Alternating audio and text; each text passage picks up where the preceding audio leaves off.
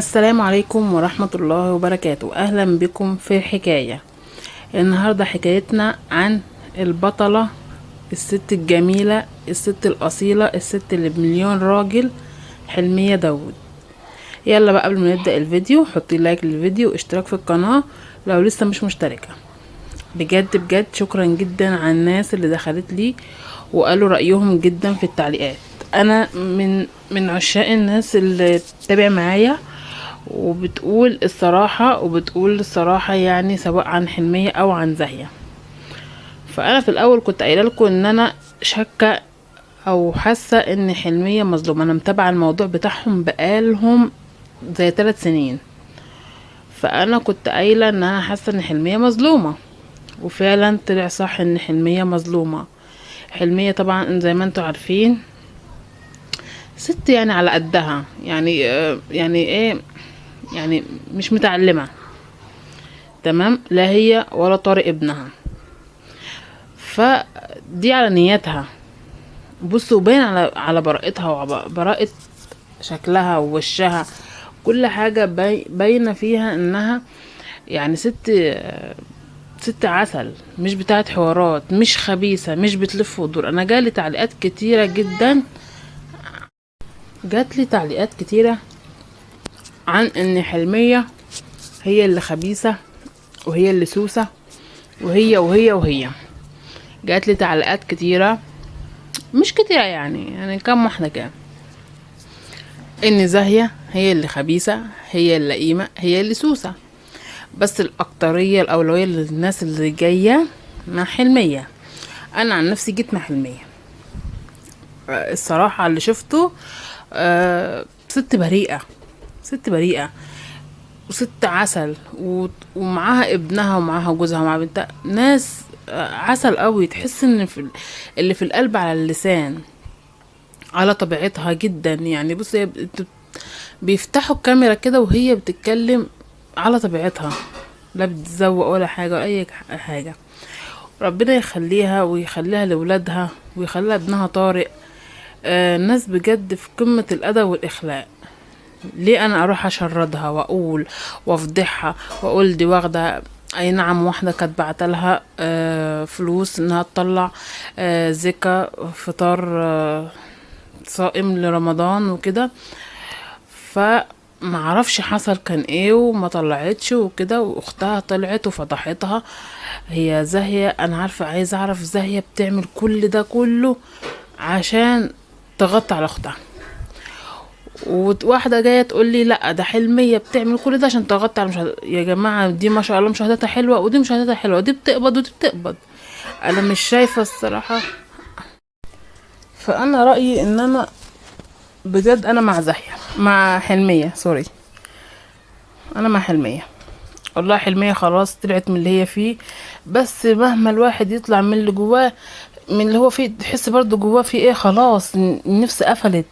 انتوا عارفين يعني ايه اخوات؟ يعني ايه اخوات؟ انا لحد دلوقتي مش مستوعبه ان هم اخوات وبياكلوا في بعض كده. بجد حلمية ديت ست عسل، ست مكافحة. عمرنا ما شفنا منها حاجة وحشة، بس احنا الحاجة الوحيدة اللي مزعلنا منك يا حلمية ان انتوا بتطلعوا تفضحوا بعضكم على السوشيال ميديا، بس مش اكتر. تطلعوا بتفضحوا بعضكم على السوشيال ميديا، دي عملت ودي سوت ودي عملت ودي سوت. بس انتي كست محترمة جدا في قمة الاخلاق، لا شفنا منك حاجة من انتي ولا جوزك الله يبارك له ولا طارق ولا اي حد. انتي ست طالعة بمحتوى محترم، كفاية المحتوى بتاعك محترم، غير الروتينات اللي بتاعت اليومين دول والمحتويات بتاعت اليومين دول. ست محترمة ما فيهاش حاجة يا جماعة لما تطلع واحدة ست محترمة بتكافح عشان تساعد جوزها، تعمل مستقبل لعيالها، تعمل شقة لطارق، تعمل ده تعمل ده، ما فيهاش حاجة. انا افرح لاختي، انا بجد افرح لاختي لما اشوف اختي ناجحة وشاطرة وعاملة ده، انا افرح لها. ما اجيش اعايرها، ما اجيش اقول لها ده انا اللي خلتك وانا ايه ده، ايه ده. ما تجيش اقول لها ان انت خدت فلوس الزكاة يعني بصوا طالعه تفضحها على النت كمان على اليوتيوب والناس كلها اتفرجت. ده انا ما تجيش اقول لها ده انت خدت فلوس الزكاة وصرفتيها. انت مالك؟ انت مالك يا زاهية؟ صرفتها ما صرفتهاش، انت مالك؟ دي حاجة واحدة بعتها لها تعمل بيها افطار، خلاص دي منها ربنا بقى، عملت ما عملتش، ما تعرفيش في ايه اللي حصل بينهم. ما طلعش انا افضح واقول ده هي عملت، ده هي سوت، ده صرفت فلوس الزكاة، دي بتلم فلوس زكاة. انا مش شايفة ان حلمية محتاجة الصراحة فلوس زكاة والكلام دوت، ما شاء الله. قناتها عسل وكبيرة وحلوة، والدنيا معاها زي الفل، الحمد لله. بس بطلوا بجد اللي انتوا بتعملوه ده. سيبك يا حلمية من زاهية، خلاها تطلع وتتكلم. انتوا ليه بتفضحوا نفسكم كده على النت؟ بلاش بلاش بجد. اختك خلاص، استودعي ربنا فيها بجد يعني. كفايه معاكي عيالك وجوزك، ربنا يخليهم لك. بجد انا فرحت جدا بالفيديو اللي شفته، ان طارق خدك وخرجك من اللي انت فيه شويه. ده طارق جدع، طلعت طلعك من المود الدوشه ديت خالص. ربنا يخليهولك ويحفظهولك بجد يعني. ربنا يبارك لك فيه يا حلميه، بجد انت ربيتي صح. فانا عايزاكي بجد، سواء انت او طارق او اي حد سامعني من عندكم، تتعلموا. التعليم حلو، والله التعليم حلو. اتعلمي القرايه والكتابه. علمي طارق لسه مستقبله معاه لسه، لازم يتعلم، لازم ياخد دروس، لازم دماغه دي تتفتح. مش كل حاجة يطلعوا يقولوا ده جهلة، دي جهلة، ده جاهل، دي جهلة. لا، ما توصلوش نفسكم ان حد يقول عليكم كده. فانا مش عايزاكي تحطي في دماغك واطلعي وغيري مود وشوفي دنيتك وشوفي حياتك، وبصي اشتري دماغك من اي حد خالص.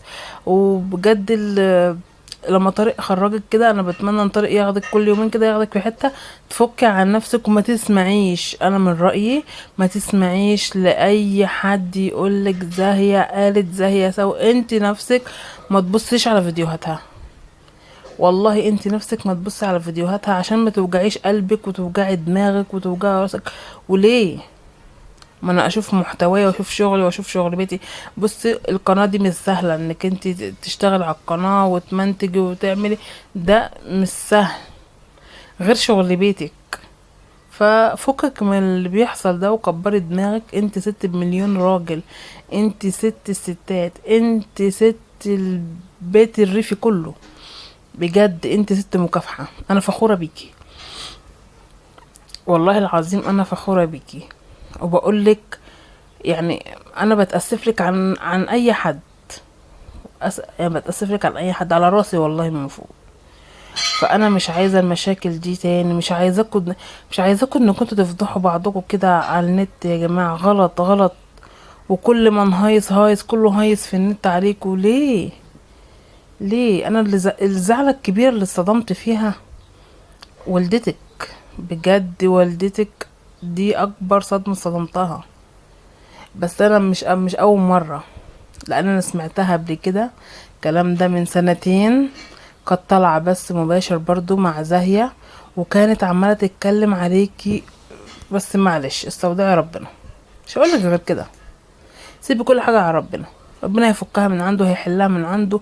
ولو انت مظلومة، وانا متأكدة انك انت مظلومة وعارفة، فسيبي كل حاجة على ربنا. قولي يا رب، قولي يا رب انصرني، يا رب انجدني.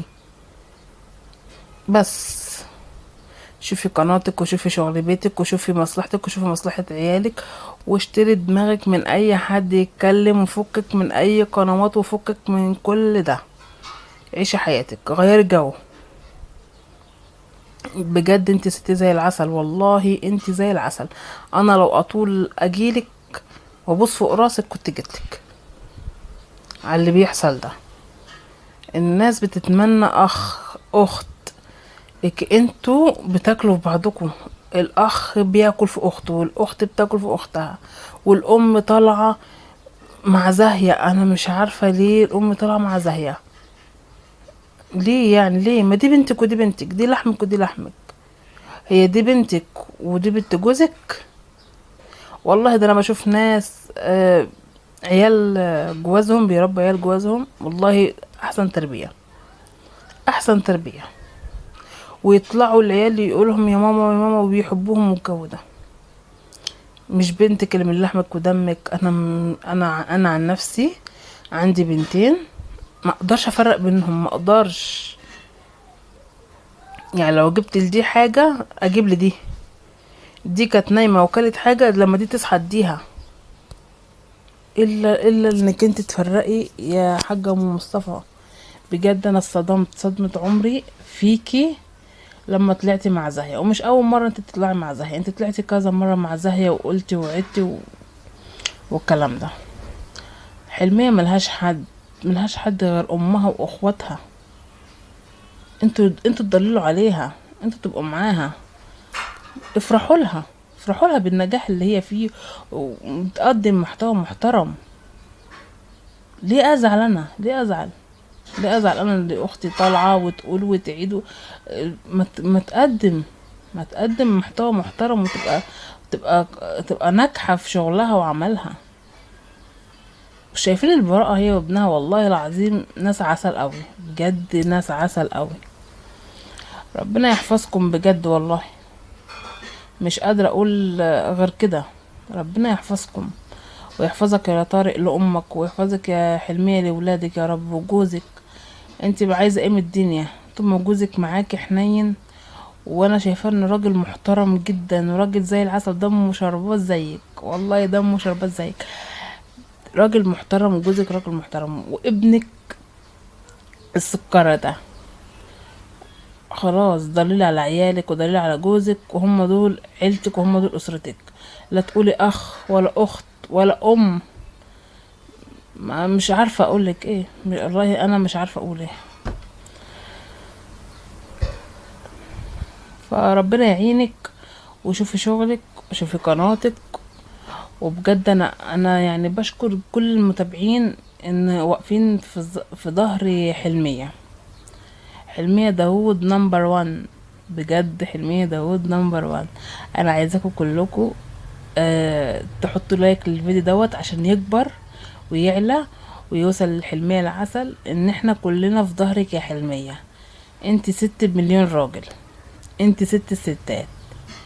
ما يهمكيش كلام حد، ما يغركيش كلام حد. كبري دماغك، عيشي حياتك، اشتغلي في قناتك، استمري في قناتك. كيدي العوازل، كيدي العوازل. السلام عليكم ورحمة